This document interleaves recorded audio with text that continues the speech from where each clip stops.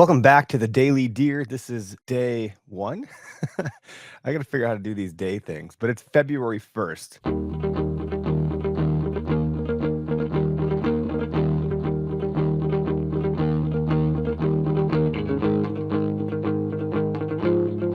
Today's quote is: "We do not inherit the earth from our ancestors, we borrow it from our children."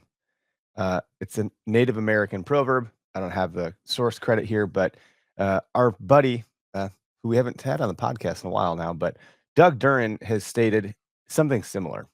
It's not ours, it's just our turn. Doug's done a lot of great things around CWD, but also he's got an organization called Sharing the Land.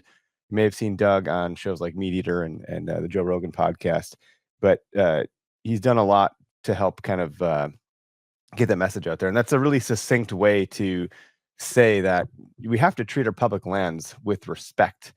And I remember when I had talked to Doug on the show one or two times, or on a call, we were talking about how people treat private land is different than how they treat public land. And it's just inherent. It's not that you even really think about it, it's a little bit more subconscious. But I think about it like going to someone else's house for a party versus hosting a party. Um, when it isn't yours and you don't have that actual sense of ownership, I know there's all these sayings about like public land owner and all that stuff. It's good to say, but it's not quite literally the same thing. If you're on your own private land, you likely will treat it with much more respect and care because it's yours. There's pride of ownership. Even though the public land is ours, it is the public's. It's very clear that it's not treated the same. It's why we have things like Public Land Cleanup Day and things of that nature where we're going out and picking up trash. Personally done a number of volunteer trips and picking up trash and not just dedicated, but also when you're out in the woods, you can just pick up trash. Usually you have a backpack with you to carry your gear. You can dump trash into there if you got a little bag, a plastic bag or something. It is good to pick that kind of stuff up along the way. I have a 7-year-old daughter and she hates litter. It's like an OCD thing almost. She gets really, I don't say upset, but it's pretty visceral for her. If she sees litter on the ground, she's like upset that someone would have done that. And I think we could all learn a little bit from that when you're out in the woods hunting, to pick that stuff up. It's not good for the wildlife. It's not good for the land, and it's not good to show appreciation for that land when you're littering.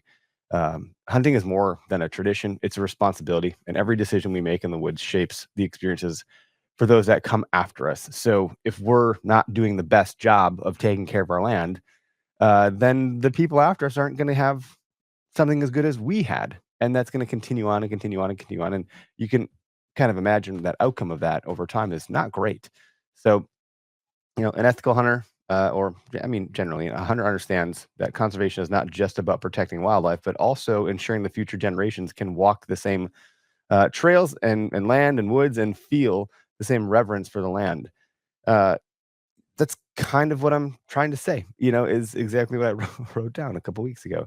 Is it's about ensuring the future generations. And now that I have kids of my own, it does have a deeper impact. I'm literally taking them out into the woods, and it'd be really sad if it's not going to be the same. But gosh, we have to do what we can to preserve it in the best way possible, so they can experience it in some capacity in a similar way that we have growing up, or even now as adults. So yeah, the tip today is approach every hunt with the mindset that you are borrowing the experience, not owning it.